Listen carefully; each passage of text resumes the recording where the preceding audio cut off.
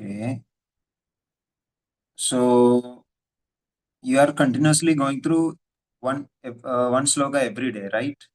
So Yes, yesterday, Prabhu. 7 sloka was completed. Yes. Can somebody brief me like what is going on?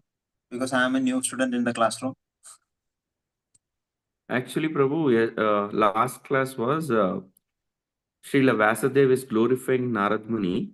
Okay, Narad Muni always glorifying the Supreme Lord Personality, Godhead. So he's glorified about Supreme Personality. He is the one who is annihilate. He is the one who create. He is the one who is maintaining. So like that, glorified it. That is the personality of Godhead who is going to always worshipping by Srila Naradev. And that is the topic. And we covered about, especially about the Narad Muni have the, what do you call, 8 hours, Ashtasiddhis. Though he is having Ashtasiddhis, but he never, devotees never interested on those Ashtasiddhis. For a pure devotee, Ashtasiddhis are just like that. If they want, they will get it, but they won't use any time in the material purpose. So like that, in the Srila Prabhupada purport is mentioned, we discussed about Narad Muni, about Supreme Personality of Godhead, about Srila Vasudev, and about Ashtasiddhis, and how a pure devotee should be behave, something like that. We covered it, Prabhu, last class. Okay, okay, bro. Thank you, bro. Hare Krishna. And we'll go to the sloka directly, then we will come to uh, context. So, do we repeat the sloka? No, Prabhu, you can read the purport, whatever translation and Okay, purport. fine, fine. श्रीनारद उवाच भवतानुतितप्रायं यशो भगवतो मलम् येनैवासौ न तुष्येत मन्ये तद्दर्शनम् श्रीनारद उवाच भवतानुतितप्रायं यशो भगवतो मलम् येनैवासो न तुष्येत मन्ये तद्दर्शनम् श्रीनारद उवाच भवतानुतितप्रायं यशो भगवतो मलम् येनैवासो न तुष्येत मन्ये तद्दर्शनम् श्रीनारद श्रीनारदः श्रीनारद उवाच said bhavata by you anuditaprayam almost not praised yashah glories bhagavatah of the personality of Godhead. Oh, wait a minute. Of the personality of Godhead, amalam spotless, yena by which, eva certainly, asau he the personality of Godhead, na does not, tushyeta be pleased, manye I think, tat that, darshanam philosophy, khilam inferior. Translation and purport by His Divine Grace A.C. Bhaktivedanta Swami Srila Prabhupada. Srila Prabhupada ki jai. Translation. Sri Narada said, you have not actually broadcast the sublime and spotless glories of the personality of Godhead. That philosophy, which does not satisfy the transcendental senses of the Lord, is considered worthless. Purport. The eternal relation of an individual soul with the Supreme Soul personality of Godhead is constitutionally one of being the eternal servitor of the eternal master. The Lord has expanded himself as living beings in order to accept loving service from them. And this alone can satisfy both the Lord and the living beings. Such a scholar as Vyasadeva has completed many expansions of the Vedic literatures, ending with the Vedanta philosophy. But none of them have been written directly glorifying the personality of Godhead. Dry philosophical speculations, even on the transcendental subject of the Absolute, have very little attraction without directly dealing with the glorification of the Lord. The personality of Godhead is the last word in transcendental realization. The Absolute, realized as the impersonal Brahman or localized Supersoul Paramatma, is less productive of transcendental bliss than the supreme personal realization of his glories. The compiler of the Vedanta Darshana is Vyasadeva himself, yet he is troubled, although he is the author. So, what sort of transcendental bliss can be derived by the readers and listeners of Vedanta, which is not explained directly by Vyasadeva, the author? Herein arises the necessity of explaining Vedanta Sutra in the form of Srimad Bhagavatam by the self same author. Om Ajnanatirmirandasya Jnananjana Shalakaya Chakshurunmilitam Mena Tasmai Sri Gurave Namah Namo Vishnupadaya Krishna Prishthaya Bhudale Srimade Bhakti Vedanta Swami Namah Namaste Saraswate Deve Gauravani Pracharani Nirvishesha Shunyavadi Paschata Destarana Jai Sri Krishna Chaitanya Prabhu Nityananda Shri Advaita Gadadhar Srivasadi Gaur Hare Krishna Krishna Krishna Hare Hare Hare Rama Rama Rama Hare Hare. So we are in the 5th chapter of 1st canto, where actually Vyasadev's despondency is being described. Vyasadeva is despondent, he is depressed, he is not very happy. We cannot say depressed because he is such a very elevated soul, but he is not fully satisfied. And he is inquiring with Narad Muni about his dissatisfaction. I have done so much service and I have done all these, I have written all these scriptures, Puranas, Mahabharata. Even Narad Muni appears in front of him and Narad Muni is asking, I think you have already completed this sloka. Narad Muni is saying to Vyasadeva, you have written this most, your magnus opus. What is a magnus opus? Magnum opus means your greatest work of your lifetime, Mahabharata. It is uncomparable, more than 1 lakh slokas. You have written such a great literature and it has everything in it. Still, you are not satisfied. How is it possible? Narad Muni is asking Vyasadeva, and he is congratulating Vyasadeva also. So, and Narad Muni even asks Vyasadeva, are you done with your identifying yourself as body and mind? This is in the same chapter, the beginning slokas, Vyasadeva is, Narad Muni is asking Vyasadeva, are you done with considering yourself as body and mind? This is considering the self, because self can be understood. I mean, self means Atma. Atma word actually means self, right? So this self word means what? It can be body. And the most basic understanding of self is body. Most of the people, 99% of the people in this world think self to be, okay, I'm this body. When you grow a little further, you understand that, no, this is not body. I'm basically, everything is thoughts. I am mind. So that understanding of the self is, okay, Atma means, self means mind. When one grows further and really understands that no, self doesn't mean, doesn't mean, self is not body or the mind, it is actually myself, the real soul. I'm spirit soul. So that point is a real understanding of Atma. So that is what Narad Muni is actually asking Vyasadeva, because Vyasadeva has written a lot of literatures on Dharma, Artha, Kama, Moksha. Dharma, Artha, Kama is directly linked to body and mind, for the enjoyment of the body and mind.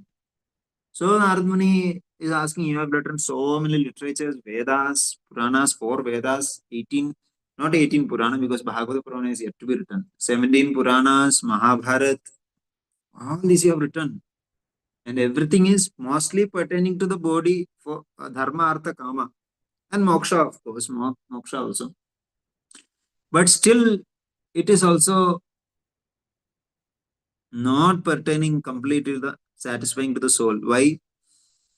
Because in this translation, here in this particular sloka, Narad Muni is saying, you have not actually broadcast the sublime and spotless glories of the personality of Godhead. You have written all these literatures, but you have not written any literature which is completely focusing on the spotless glories of the personality of Godhead. That philosophy which does not satisfy the Lord. Here in the sloka, it is not mentioned transcendental senses of the Lord. If we see, does not tushyeta, he is just saying tushyeta. Asau tushyeta means does not please the personality of Godhead. But Prabhupada is adding, which does not satisfy the transcendental senses of the Lord. Because why Prabhupada is adding? Because Hrishikena Hrishikesha Sevanam Bhakti Ruchyate. When we engage when we engage our senses in the satisfaction of the Lord and Lord senses, then it is devotion. Then it will please the Lord and the living entity. That is what Prabhupada is starting. Prabhupada is saying in this translation. Prabhupada is saying in this translation that philosophy which does not satisfy the Lord is considered to be worthless. Prabhupada, actually, in the sloka, it is not kilam, inferior.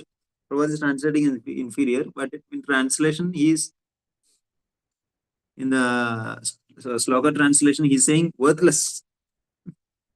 That philosophy which does not satisfy the senses of the Lord is considered worthless. And the purport is beginning saying that what is the first statement in the purport? Jivera Swarupahoye Krishnera Nityadas. That is the first sentence of the purport. Swarupa of the Jiva, Swarupa of the Jiva, the real identity of the Jiva is to be eternal servant of the Supreme Lord. That only will give happiness. So then what is the next point? Lord has expanded himself as living beings. Hey, how is it possible?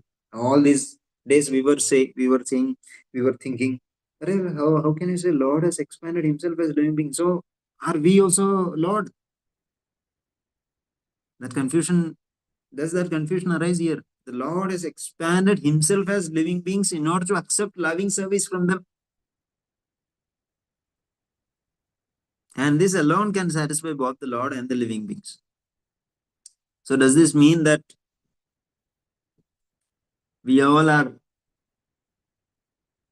like Mayavadis say that Mayavadis and impersonalists, and they say that, okay, when you get self-realized, you'll also become God. Is that so? Hare If Krishna God Prabhu. has, Hare Krishna. తెలుగులో చెప్పరా ప్రభు? Telugu రాదు. మాతాజీ ఈరోజు class English, తర్వాత ఇదే class మనం తెలుగులో translate చేస్తాం. Is it Pro? Kalyan Pro?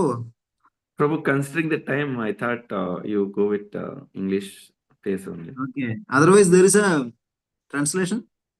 Yeah. Otherwise, it will be there. Then we can do. Okay. Okay. We want to do now or? No, from here onwards, I can try to do it. Okay. Then the only thing is, the point here is, I'll just tell one sentence so that you can translate. So the Jiva, the eternal relation of soul is to be the servant of the Lord. And it is told here that Prabhupada is saying Lord has expanded himself in order to accept service from them. ఇక్కడ ఒక జీవి యొక్క పరమ గమ్యం ఏంటి అంటే, భగవంతునికి ఎప్పుడైనా సరే మనము సేవకులుగా ఉండాలి. ఇంకొక విషయం చెప్తున్నారు ఇక్కడ, భగవంతుడే అన్ని జీవాల రూపంలో ఆయన విస్తరించి ఉన్నాడు. అంటే దాని అర్థం ఏంటి? మనం ఎలా అర్థం చేసుకోవాలా? ఇప్పుడు భగవంతుడే అన్ని జీవులుగా విస్తరించి ఉన్నారంటే మనం కూడా భగవంతుడా అనే క్వశ్చన్ మార్క్ వస్తుంది. సో దీని గురించి మనం తెలుసుకోవడానికి ప్రయత్నం చేద్దాం. Okay. So we'll try to understand that. And Prabhupada is saying such a scholar as Vyasdeva has compiled many expanding Vedanta. See, you should understand that Vyasadeva has written so many books, so many literatures, and Vedanta is the last literature he wrote. Means Vedanta is like end. It is like nectar. It is like essence of all the Vedic literatures. Veda Anta. It is the end of all Vedas. So ఇలా వ్యాసదేవులు వారు ఎన్నో వేదాలను ఉపనిషత్తు రచించి ఉన్నారు. కానీ వేదాంత అనేది చివరిగా రచించారు అనమాట. వేద అంత అంత ఉంది కదా, సో అది చివరిగా. సో ఇలాంటి ఎన్నో రచించినప్పుడు కూడా లాస్ట్ గా వేదాంతాన్ని రచించారు. But if you read Vedanta, you will see that there are only some quotes. These are not slokas. Vedanta do not have, we have seen Bhagavad Gita slokas, right? We have seen Bhagavatam slokas also. But in Vedanta, there are only quotes. See, Janma Dyasya Yatah.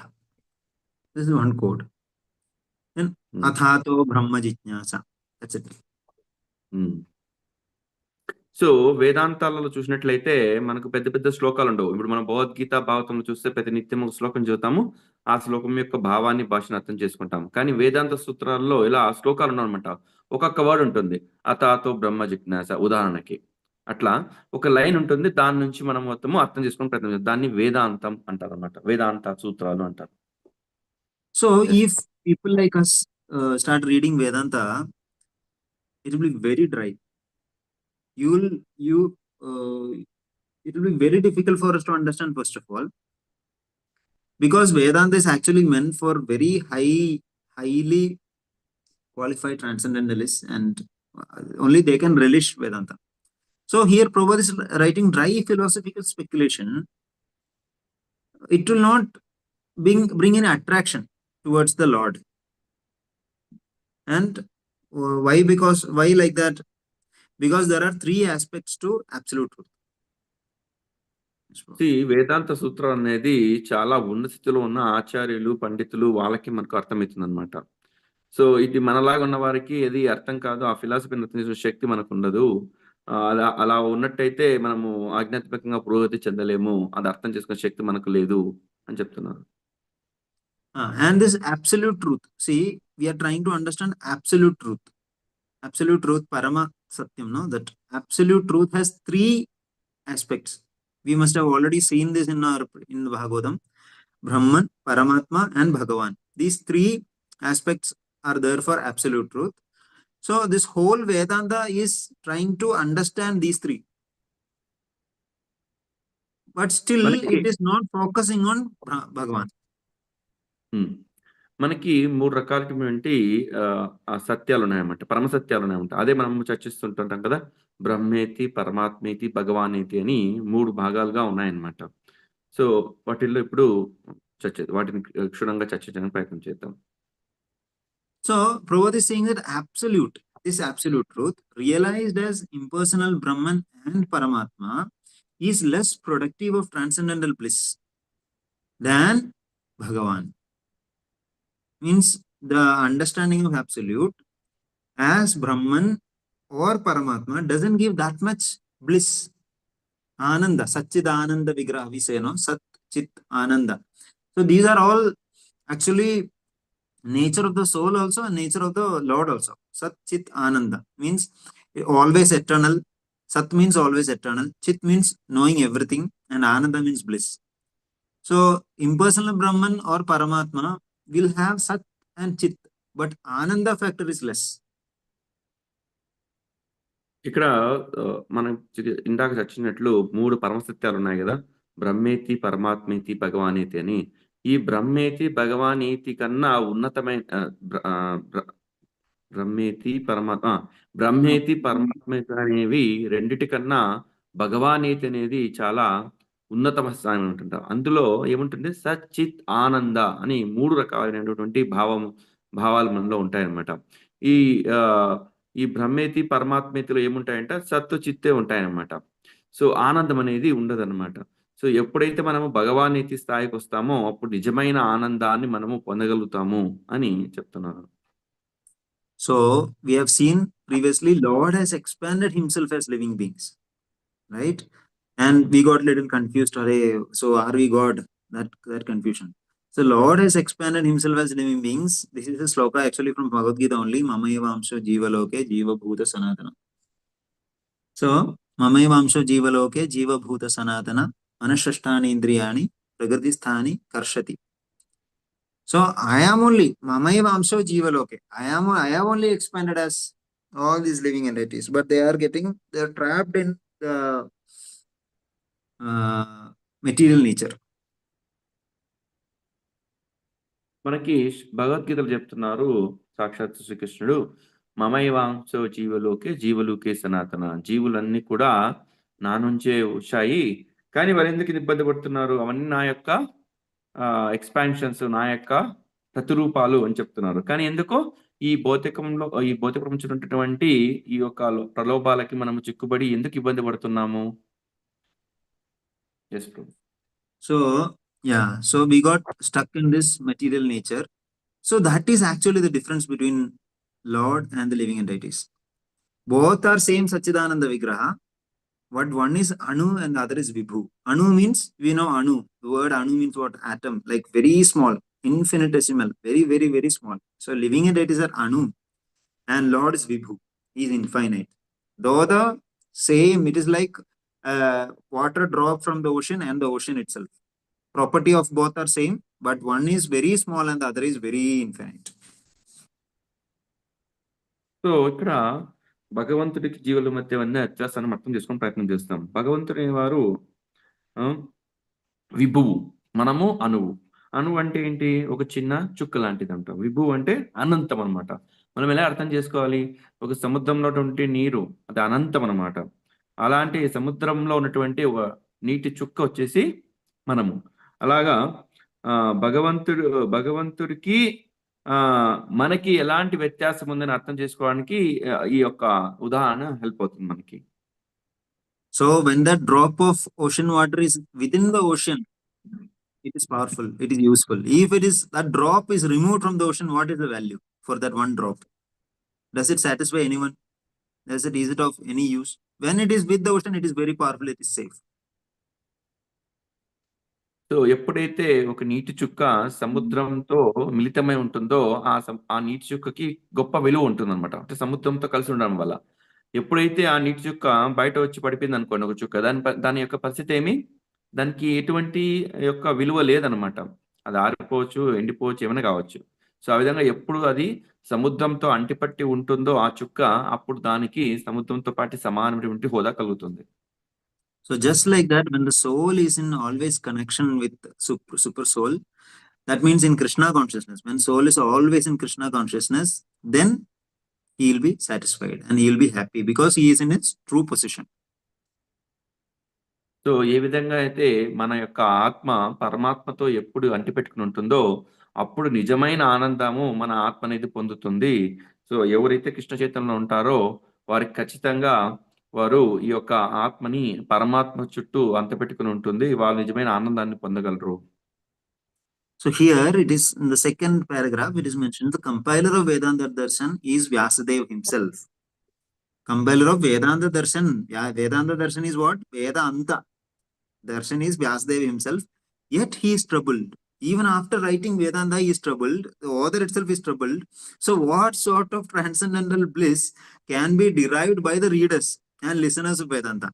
If the author itself is depressed, or he is despondent, or he is not satisfied, then what kind of satisfaction Vedanta can give to the readers? ఇక్కడ వ్యాసదేవులు అనేటువంటి గొప్ప వ్యక్తులు, సాక్షాత్తు భగవంతు యొక్క స్వరూపము. ఆయననే వేదాంత అంటే వేదాలకు వేద అంత కదా, అలాంటివి రచించి వారే ఎంతో నిరుత్సాహానికి లోనయ్యారనమాట. ఏదో కొలతకు లోనయ్యారు. అలాంటి వ్యక్తి నిరుత్సాహం లోనైతే మనలాంటి సాధకులము మనము చదివితే మనకు అర్థం ఏమటుకు అవుతుంది, దాని ద్వారా మనం ఏమిటో ఆనందాన్ని పొందుతాము అని మనం ప్రశ్నించుకోవాలన్నమాట. అంత పెద్ద గొప్ప వ్యక్తికే, రాసిన వ్యక్తికే, ఆ భగవంతు యొక్క అంశకే ఆ విధమైన అనుభూతి కలిగితే మనలాంటి సాధకులకు ఎలాంటి అనుభూతి కలగాలి, ఎలాంటి పరిస్థితుల్లో మనం ఉన్నామని అర్థం చేసుకోవాలి. See, here it is mentioned listeners of Vedanta, which is not explained directly by Vyasadeva the author. What is the meaning of that? Which is not explained directly by Vyasadeva, the author. See, Vedanta is written by Vyasadeva, and Vedanta is completely codified.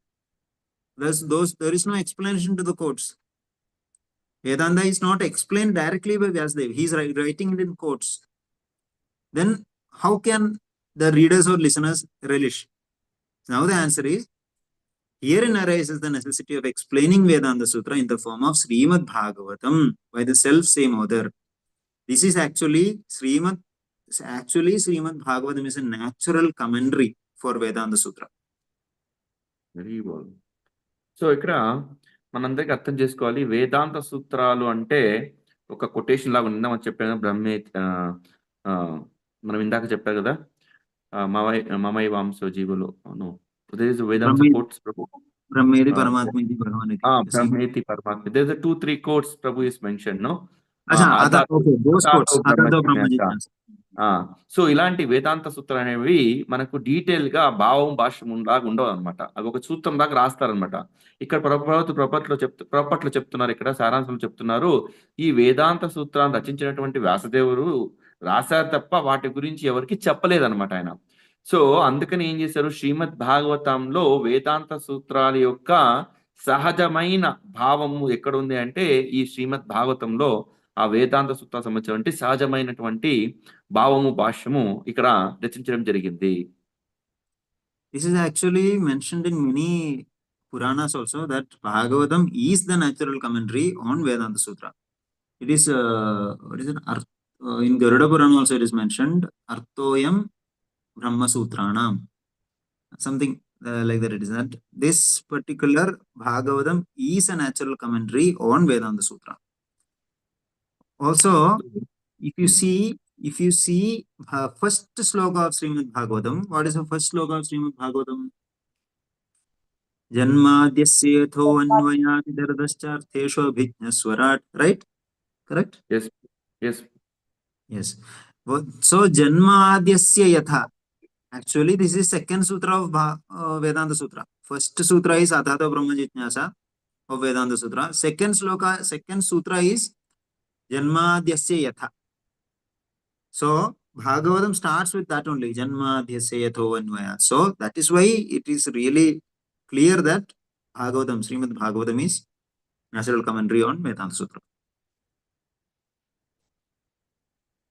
So ఈ భాగవతం అనేది వేదాంత సూత్రాలకు సహజమైన సారాంశముగా చెప్పబడుతున్నది. ఇదే విషయాన్ని మనకు వేరే గరుడ పురాణంలో కూడా వీటి గురించి ఉన్నది. అందుకే శ్రీమద్ భాగవతం అనేది చాలా ముఖ్యమైనది. మనం చూసినట్టయితే శ్రీమద్ భాగవతంలో మొట్టమొదటి శ్లోకంలో ఇలా వస్తుంది, జన్మాదశతో అన్వయ అని వస్తుందన్నమా. సో ఈ విధంగా శ్రీమద్ భాగవతం అనేది మనకి సహజమైనటువంటి సారాంశం, వేదాంత సూత్రాలలో సారాంశం ఉండదు కాబట్టి వాటిని మనం అర్థం చేసుకోవడానికి మనందరికీ ఈ వ్యాసదేవులు మనకి శ్రీమద్ భాగవతంలో సహజమైన భావం భాష రూపంలో మనకు అందించారు. So here if you see, those who are followers of, even for Chaitanya Mahaprabhu, when he took sannyas, when he used to dance in the streets of I think it is Kashi, some great sannyasis used to ask him, "Hare, you are a young sannyasi, you have taken sannyas. That is great, but why are you dancing? Instead of doing all singing and dancing, you should sit and study Vedanta." Then Chaitanya Mahaprabhu used to say, my guru considered me as a dumb fellow. So since I am a dumb fellow, he told me, you don't have to study Vedanta and all. You just sing Hare Krishna Mahamantra. That is why I am doing like this. ఇక్కడ చైతన్య మహాప్రభు ఒకసారి, మనందరికి తెలుసు చైతన్య మహాప్రభు సాక్షాత్తు శ్రీకృష్ణుడు శ్రీమతి రాధారాణి భావంలో ఉంటారు. వారు ఒకసారి వాళ్ళు ఆల్రెడీ చాలా యుక్త వయసులోనే సన్యాసాన్ని తీసుకున్నారు. వాళ్ళు ఒకసారి కాశీకి వచ్చినప్పుడు ఆయన సన్యాస ఆశ్రమంలో ఉన్నప్పుడు డాన్స్ చేస్తున్నారు అనమాట. డాన్స్ చేసి వాళ్ళు తన్మయత్వంలో హరినామాన్ని కీర్తిస్తున్నారు అనమాట. ఆ సమయంలో అక్కడ ఉన్నటువంటి వారందరూ చూసి, అరే బాబు, నువ్వు సన్యాసివు కదా, ఎందుకు నువ్వు ఇలా ఎగురుతున్నావు? సన్యాసి అనే వాళ్ళు ఒక చోట కూర్చొని వేదాంతాలను చదువుకోవాలి అని అన్నారంట. అప్పుడు చైతన్య మహాప్రభు వాళ్ళు చెప్పారంట, నా గురువు నాకు చెప్పారు, నేను గొప్ప తెలివైన వాడిని కాదు, నాకు తెలివి లేదు కాబట్టి నేను ఏం చేస్తున్నాను, ప్రతి నిత్యము అనునిత్యము హరినామ సంకీర్తన చేసుకుంటూ నేను దాంట్లో ఉన్న ఆనందాన్ని పొందుతూ నేను డాన్స్ చేస్తున్నాను అని చెప్తారంట. So actually, Chaitanya Mahaprabhu is well versed in all the whole Vedas, Puranas, Idhasas, and Vedanta. Later, we'll come to see in Chaitanya Charitamrita how he will give amazing explanation to Vedanta to Sarvama Bhattacharya. So he's just trying to, he's showing, actually we can convert people or we can teach people through humility only. There is no other way. By showing our arrogance or showing our knowledge, we cannot change people. By humility, one can change. That's how Chaitanya Mahaprabhu changes the heart of whole Mayavadis in the area. I think Prakashananda Saraswati and his all disciples were transformed by seeing the humility of Chaitanya Mahaprabhu, and later when they get knowledge from him, they all get transformed into devotees. యాక్చువల్‌గా చైతన్య మహాప్రభుకి అన్ని విషయాలు కూడా తెలుసు. వేదాలు తెలుసు, ఉపనిషత్తులు తెలుసు, ప్రతి ఒక్కటి తెలుసు. కానీ ఆయన ఎప్పుడూ జీవుల మీద ఎంతో కరుణ, కృప, వినయంతో వాళ్ళందరినీ కూడా ఉద్ధరింప చేయాలని వాళ్ళెంతో సహజంగానే వాళ్ళని చెప్పామంట. తర్వాత చూసినట్లయితే చైతన్య చరితామృతంలో ఆహ్, ఆహ్, ఆహ్, శ్రీ చైతన్య మహాప్రభు ఏం చేశారంటే సార్వభౌమ భట్టాచార్య గారికి మొత్తం తెలియజేస్తారంట. వేదాంత సూత్రాల గురించి దాంట్లో ఉన్నటువంటి నిగూఢ అర్థాన్ని తెలియజేస్తారనమాట. సో, అదే విధంగా ఇక్కడ చూసినటువంటి కాశీలో ఉన్నటువంటి ఎంతో మంది మాయావాదుల్ని వాళ్ళందరికీ కృప ఇవ్వాలని వినయంతో, ఎందుకైనా సరే ఎప్పుడైనా సరే మనకి ఏదైనా ఒక ఎక్కువ నాలెడ్జ్ ఉందంటే మనం గర్వంతో బిహేవ్ చేయకూడదనమాట. ఎప్పుడైనా సరే వినయంతో వాళ్ళనందరినీ ఏం చేశారు, వాళ్ళు తెలుసుకునేలా అర్థం చేశారు. అక్కడ ఉన్నటువంటి ప్రకాశానంద సరస్వతి వారున్నారనమాట. వారు గొప్ప మాయావాదులనమాట. గొప్ప తత్వవేత్తలు. వాళ్ళ శిష్యుల్ని అందరిని కూడా ఈ యొక్క ఉద్యమంలో తీసుకొచ్చి ఈ కృష్ణ చైతన్యం తీసుకొచ్చారన్నమాట. దేని ద్వారా వాళ్ళందరికీ కృపనిచ్చి ఈ యొక్క హరినామ సంకీర్తన వాళ్ళకు కూడా అందేలా చేసి వారికి వాళ్ళందరికీ కూడా మాయావాదం నుంచి బయటకు తీసుకొచ్చారన్నమాట. So the point here driven by Narad Muni is that, oh Vyasadev, you have written all these literatures which are mostly into how to enjoy this material world for this body and mind. Lot of karma kanda, lot of yajnas, lot of ways to enjoy this material world. Different things. That is basically bhukti. Bhukti means enjoying this material world. And finally, after dharma, artha, kama, after dharma, artha, kama, the purusharthas, dharma, artha, and there is finally moksha. Wow, why moksha? After you are done with all this enjoyment, you are still not getting, you are frustrated because you are spirit soul, you are not getting full happiness. Finally, you need mukti. Sakai tapa, like that. I am done with this. Now I need mukti. So that kind of thing you have written. Narad Muni is saying to Vyasadev, you have not written something that is completely satisfying the soul and super soul or the Bhagavan.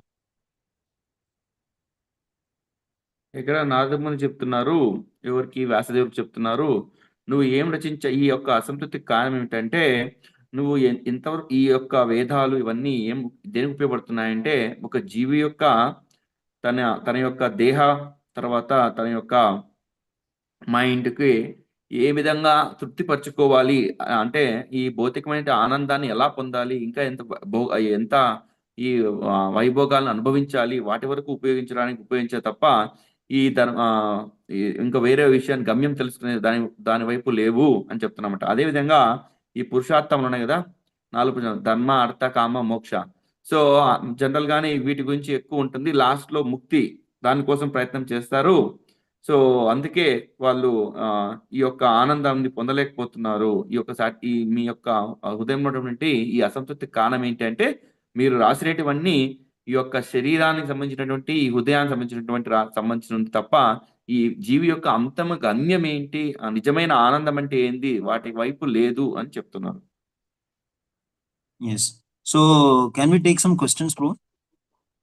Yes, bro. Is there any question?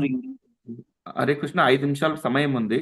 So, మనకి ప్రభు నుంచి చక్కని సమయం ఉంది. ఏవైనా ప్రశ్నలు ఉంటే అడగొచ్చు. ఏ విధమైన ప్రశ్నలైనా అడగొచ్చు. ప్రభు ఆన్సర్ చేస్తారు.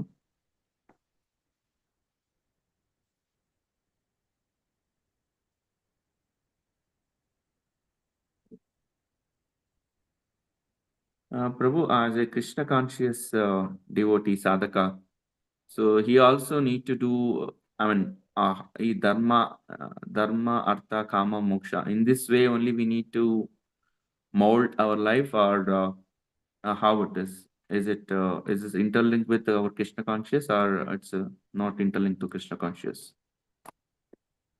Dharma, Artha, Kama, Moksha is very much prescribed in Vedas, Prabhu. Following Vedic system is always good. But Krishna consciousness is not dependent on any of this. Devotee doesn't have to mandatorily follow all this. Directly they can, because bhakti is beyond all this. It is like even above moksha. So it is not mandatory at all. But for a sarva kama devotee, akama sarva kama moksha. Akama sarva kama moksha kama udarati is there, no? One sloka in Bhagavatam. There are many different kinds of people. The some are akama. They don't have any desire only. Akama, sarva kama. Some people are full of desires. He cannot artificially act like he doesn't have any desire. So akama, sarva kama, moksha kama. Some are moksha kama. So it is fine. They can slowly, they can like dharma, artha, kama, moksha. That is actually fine. But when you are doing bhakti, it is not necessarily required that you have to follow all those, because that is also a lot of karma kanda is involved in that. Karma kanda means a lot of yajnas, a lot of duties, a lot of rituals. It is also not required, and you have to. But it is very attractive. That proposal of dharma, artha, kama, moksha is very attractive. Not like it is for the embodied. For those who think we are this body and mind, which we all are.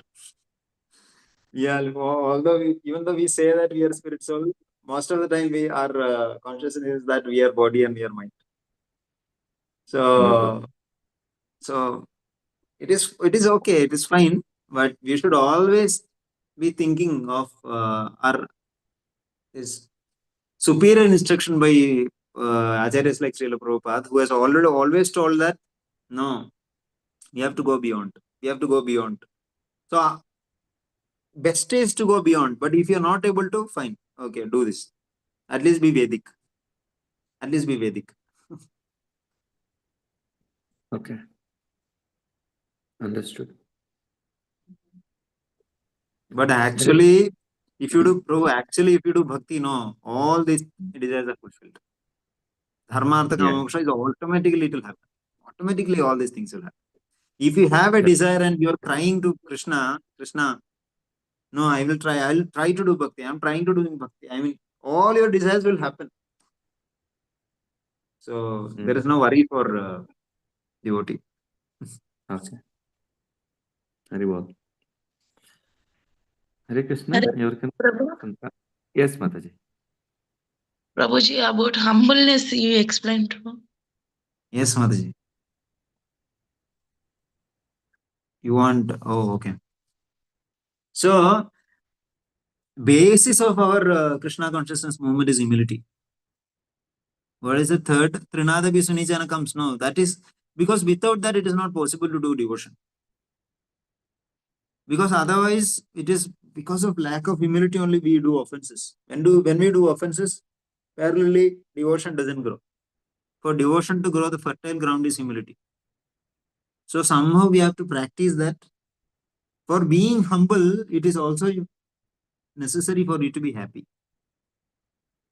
If you are not happy and satisfied, it is not possible for you to be humble. You'll be arrogant. So we have to find happiness in devotion. We have to find happiness in devotion. So that by what do you say?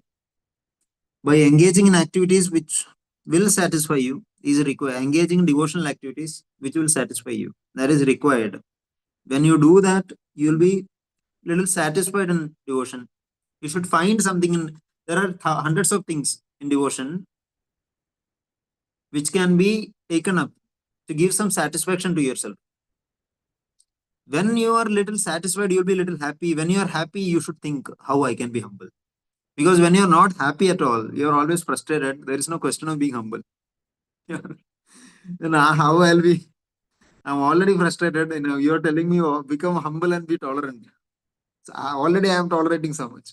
So that will not work. Come to a comfortable situation, bhakti. Be a little bit comfortable. Be a little bit satisfied. Always don't think of austerity, austerity, austerity. Too much austerity sometimes make you arrogant. Actually, in Bhagavad, I was reading Lakshmi Devi, when she appeared after Samudra Manthan, she is checking each person. Oh, like she's obviously looking for the most perfect person. She'll only marry the most perfect person, which is Supreme Personal Godhead. So she's seeing, okay, he is very austere, but he is not able to control his anger. So when a person, so like that, different combinations are there, but this is the combination that comes for a person who is very austere. A person who is very austere may not be able to control his anger because he is so austere, he is always controlling his fire inside. He's controlling. Sometimes it breaks, it bursts, it comes out of anger. So austerity is fine, but you should not expect others to be very austere. We can austerity for yourself is fine, but sometimes always bhakti is not about being always fully. Bhakti is austerity is part, but it is not equal to bhakti. Austerity is not equal to bhakti. It is there. It is a very good thing. Tapasya is very good, but tapasya is not equal. There are many other things also. So you should relish bhakti. When we relish bhakti, when we are little satisfied, then you should think very clearly how I should be humble, how I can be grateful, how being grateful, being humble, being thankful to other devotees, being to the Lord. Or then we will take a humble position. Okay, I am servant of the servant of the servant. Without taking the servant of the servant of the servant position, we cannot do bhakti. Okay, how I can serve? Why I should serve? Because I am servant. My position is being servant. Prabhupada is writing in this purport also that taking that position, because that is your true position. Just like something is in his true position, he'll be happy. Right? When we are put in a very wrong, if you are given some task which is completely new to you, completely unfitting to you, you'll be very much anxious. Correct? You're given some task, you don't know how to do. Now you have to do it like an expert. You are told you should do it very nicely, but you don't know how to. That gives you anxiety. Right? So, but in this material world, we are also trying to do that thing. We are servant, but we are acting like master. That is why we are so much in anxiety. When we become servant, immediately we will become peaceful, because that is our true position. But we are not able to accept it because of our ego. So slowly, try some happiness in devotion, and also practice humility with that. Whenever you get some happiness, or become humble. Again and again, become humble. Practice humility among devotees. Then you can create some impact also among your circle.